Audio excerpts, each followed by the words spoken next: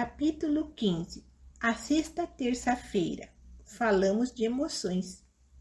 Passei os loureiros do monte o bordo japonês e subi os degraus de pedra azul da casa de Mori. A calha branca parecia uma pálpebra sobre a porta. Toquei a campainha e fui recebido não por Connie, mas pela mulher de Mori, Charlotte, bonita, de cabelo grisalho, que falava com voz cadenciada. Geralmente ela não estava em casa quando eu chegava. Continuava trabalhando no Massachusetts Institute of Technology, como queria Murray. Por isso fiquei surpreso de vê-la aquele dia. Murray não está passando bem, ela disse. Olhou por cima de meu ombro por um instante, depois caminhou para a cozinha. Que pena, eu disse. Não, ele vai gostar de ver você, tenho certeza. Parou no meio da frase, virou um pouco a cabeça, procurando escutar alguma coisa. Logo continuou. Tenho certeza de que ele vai se sentir melhor quando souber que você chegou. Ergui as sacolas do mercado. Minhas compras habituais, eu disse brincando. Ela sorriu, mas me pareceu meio aborrecida. Já temos comida demais. Ele não comeu nada do que você trouxe da última vez.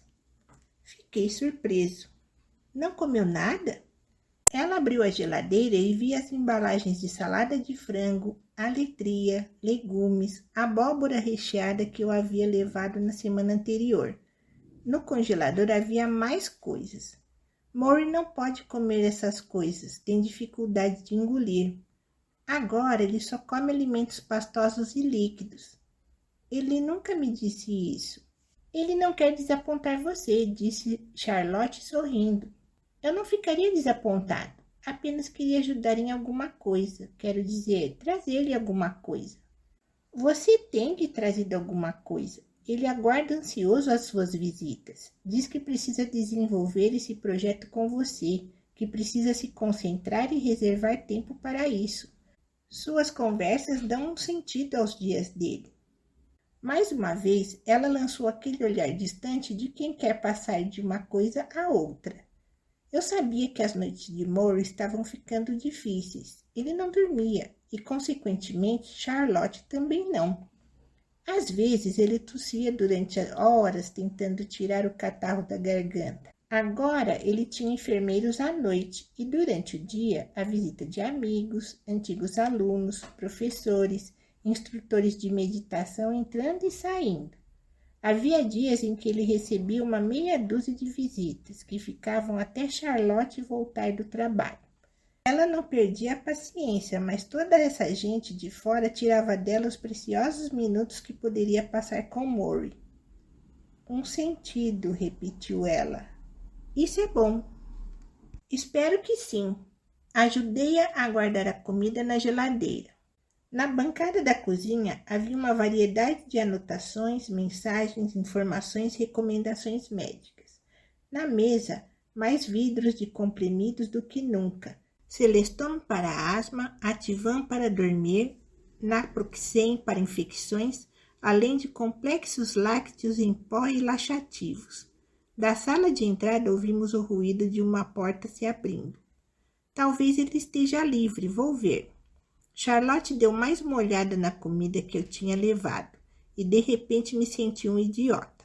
Todas aquelas coisas que Mori jamais iria provar. Os pequenos horrores da doença aumentavam. Quando finalmente me sentei na frente de Mori, ele tossia mais que de costume, uma tosse seca, rascante, que sacudia o peito e forçava a cabeça para a frente. Depois de um ataque violento, ele parou, fechou os olhos e respirou fundo. Fiquei esperando porque achei que ele estivesse se recuperando do esforço. O gravador está ligado? Ele perguntou de repente, ainda de olhos fechados. Está, respondi apertando as teclas play e record. O que estou fazendo agora, disse ainda com os olhos fechados, é me desapegando da experiência. Se desapegando? É. E isso é importante, não só para uma pessoa como eu, que está morrendo, mas para as pessoas como você, que gozam de perfeita saúde. Aprender a desapegar. Abriu os olhos, expirou. Sabe o que dizem os budistas? Não se prenda às coisas, porque tudo é transitório. Espere aí, você sempre falou em experimentar a vida. Todas as emoções boas, todas as más. Verdade. Mas como fazer isso se desapegando? Ah, você está pensando, Mitch. Mas desapego não significa impedir que a experiência nos penetre. Pelo contrário, deixamos que ela nos penetre em plenitude. Só assim podemos nos desapegar. Estou perdido. Tome qualquer emoção. Amor por uma mulher, sofrimento por um ente querido, ou isso porque eu estou passando, medo e dor causados por uma doença mortal. Se você bloquear suas emoções, se não se permitir ir a fundo nelas, nunca conseguirá se desapegar. Estará muito ocupado em ter medo. Terá medo da dor, medo do sofrimento. Terá medo da vulnerabilidade que o amor traz com ele. Mas, atirando-se a essas emoções, mergulhando nelas até o fim, até se afogar nelas, você as experimenta em toda a plenitude, completamente. Saberá o que é dor, saberá o que é amor, saberá o que é sofrimento.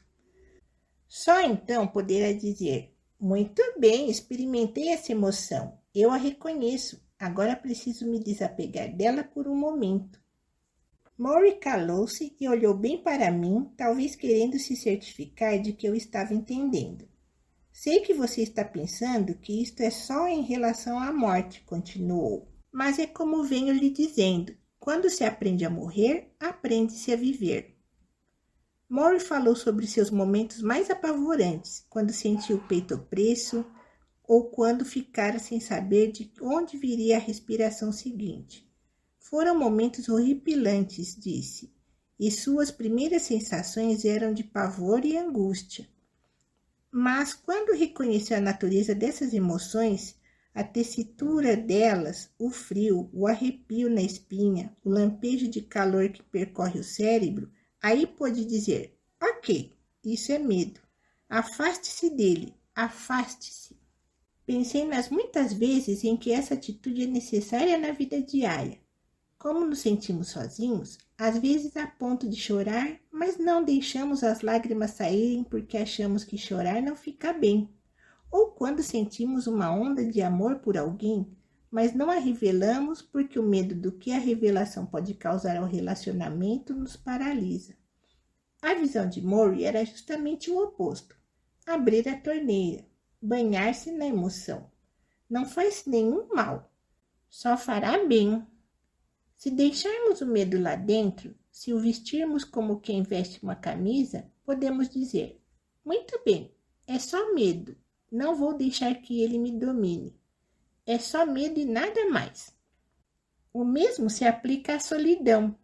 Abra-se, deixe as lágrimas correrem, sinta a solidão em sua plenitude, e chegará o momento de se poder dizer, muito bem, esse foi o meu momento de solidão. Não tenho medo de me sentir solitário, mas agora vou afastar essa solidão do meu caminho e reconhecer que existem outras emoções no mundo e que quero experimentá-las também.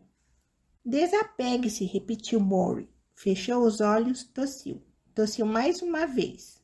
Mais uma, mais alto.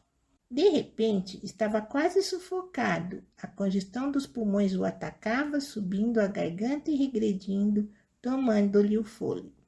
Sacudiu as mãos na frente do corpo, de olhos fechados. Parecia um possesso, e percebi que a minha testa porejava. Instintivamente, puxei-o para a frente e bati nas costas dele com a palma da mão. A tosse cessou, ele reclinou-se novamente nas almofadas, ofegante. Está bem agora? Perguntei, tentando disfarçar o medo. Estou, respondendo no murmúrio, levantando o dedo trêmulo. Um minutinho, por favor. Ficamos ali calados, até que a respiração dele voltou ao normal. Eu suava na cabeça. Ele me pediu que fechasse a janela. A brisa o incomodava. Eu não o informei que a temperatura lá fora era de 26 graus. Por fim, ele disse em voz muito fraca, sei como quero morrer. Esperei calado. Quero morrer serenamente, tranquilamente, não como aconteceu agora. E aí é que entra o desapego. Se eu morrer em meio a um ataque de tosse como esse, preciso estar em condições de me desapegar do horror, preciso poder dizer, este é o meu momento. Não quero sair do mundo em estado de pânico. Quero saber o que está se passando, aceitar, recolher-me a um lugar tranquilo e deixar acontecer. Está me entendendo? Eu estava. Mas não se solte ainda, pedi. Ele forçou um sorriso. Não, ainda não. Temos um trabalho a fazer. Acredita em reencarnação? Pergunto. Talvez. Voltará como? Se puder escolher, como uma gazela. Gazela? É. Tão graciosa, tão ligeira. Gazela? Acha estranho? Pergunta sorrindo. Olho o corpo encolhido, as roupas folgadas, os pés calçados de meias descansando duros em almofadas, incapazes de movimento como os de um prisioneiro agrilhoado. Imagino uma gazela correndo no deserto. Não vejo nada de estranho nisso, respondo. Capítulo 16. O professor, segunda parte.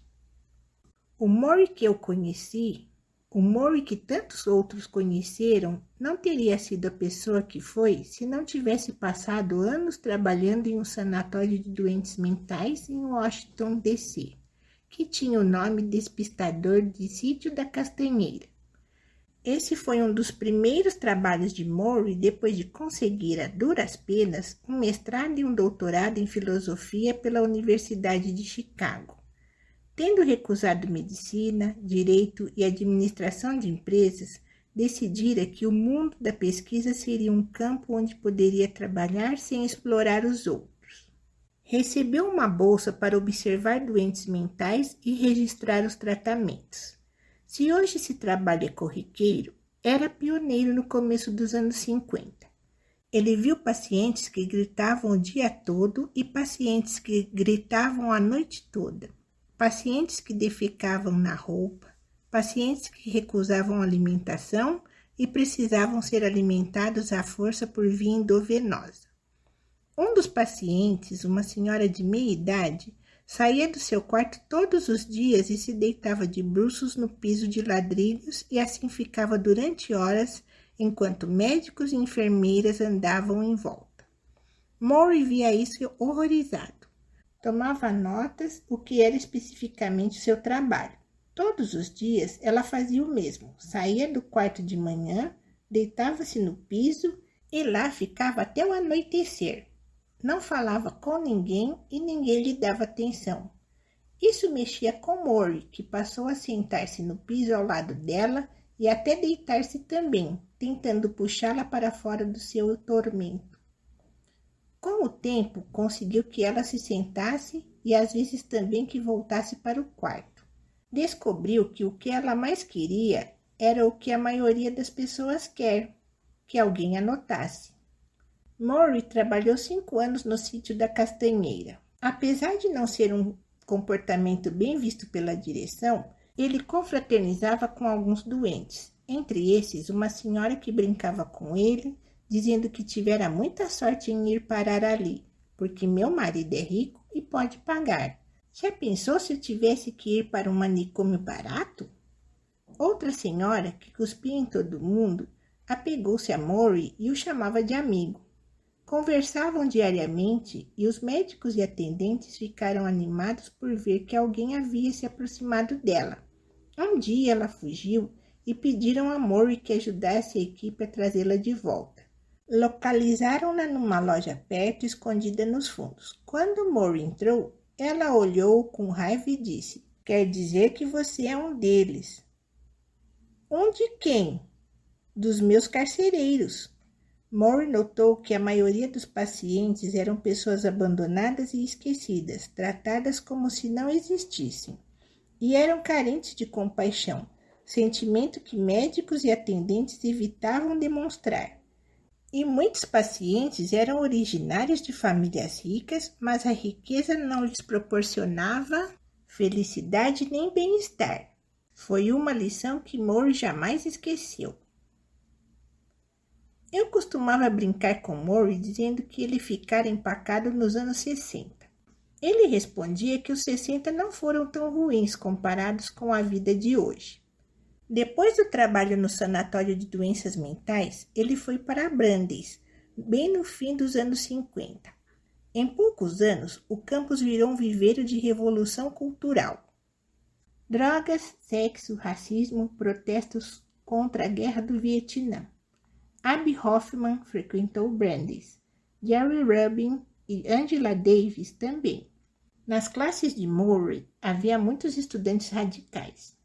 Isso em parte porque, em vez de simplesmente ensinar, a faculdade de Sociologia se envolveu. Era radicalmente contra a guerra, por exemplo. Quando os professores souberam que os alunos que não mantivessem determinado padrão médio de aproveitamento poderiam perder a condição de estudantes e serem convocados para o serviço militar, decidiram não atribuir notas. Se vocês não derem notas a esses estudantes, todos serão reprovados, disse a administração. Maury descobriu uma solução: dar nota máxima a todos. Foi o que fizeram os professores. Da mesma forma que os anos 60 abriram o campus, abriram também a cabeça do corpo docente do departamento de Maury, desde o jeans e sandálias que passaram a usar o conceito da sala de aula como lugar para se viver e respirar. Passaram a preferir debates a preleções, experiência a teorias. Mandaram estudantes ao Sudeste para desenvolverem projetos de direitos civis e a bairros decadentes para trabalho de campo. Foram a Washington participar de manifestações de protesto e Maury sempre no ônibus com os estudantes. Numa dessas viagens, ele ficou encantado ao ver mulheres de saias esvoaçantes enfiarem amores perfeitos nos fuzis dos soldados, depois sentarem-se no gramado e darem-se as mãos, tentando fazer levitar o Pentágono, sede do Departamento de Defesa. Não conseguiram levantar o edifício, disse ele depois, mas valeu a tentativa. Uma vez, um grupo de estudantes negros ocupou Ford Hall, no campus da Brandeis, e estenderam nele uma faixa com as palavras Universidade Malcolm X. Ford Hall tinha laboratórios de química e alguns funcionários recearam que esses radicais estivessem fabricando bombas no porão. Maury sabia que não. Sabia que se tratava apenas de seres humanos querendo sentir que tinham alguma importância. A ocupação durou semanas e mais teria durado se Maury não tivesse passado perto do edifício e sido reconhecido por um dos manifestantes, que gritou convidando seu professor preferido a entrar por uma janela. Uma hora depois, Maury saía pela janela com uma lista das reivindicações dos manifestantes. Levou a lista ao presidente da universidade e a situação amainou. Maury foi sempre um pacificador. Na Brandeis, ele lecionou psicologia social, doença e saúde mental, processo de trabalho em grupo. As suas aulas tinham pouco do que hoje se chama aptidões profissionais e muito de desenvolvimento pessoal. Por isso, estudantes de administração e de direito hoje talvez considerassem Maury um professor ingênuo. Quanto em dinheiro os alunos dele poderiam faturar? Quantas causas memoráveis poderiam ganhar?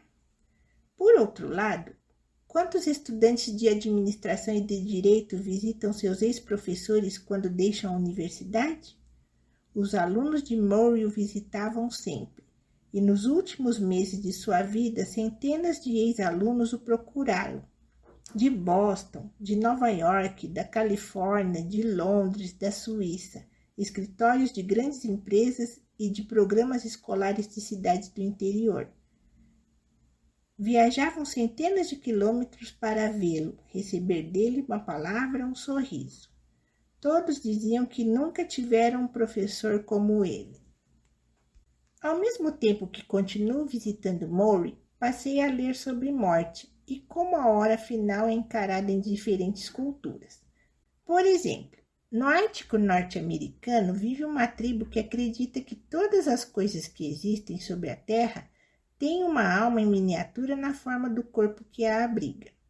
Um veado tem um minúsculo veadinho dentro e o homem tem um homenzinho dentro de si. Quando o ser maior morre, a miniatura dele continua viva. Essa alminha pode se imiscuir para dentro de alguma coisa que esteja nascendo ali perto, ou ir para um período temporário de descanso no céu, no ventre de um espírito feminino grande, e fica esperando até que a lua a mande de volta à terra. Às vezes, dizem, a lua está tão ocupada com as almas novas do mundo que desaparece do céu. É por isso que temos noites sem lua, mas a lua sempre volta, como acontece com todos nós. Essa é a crença deles.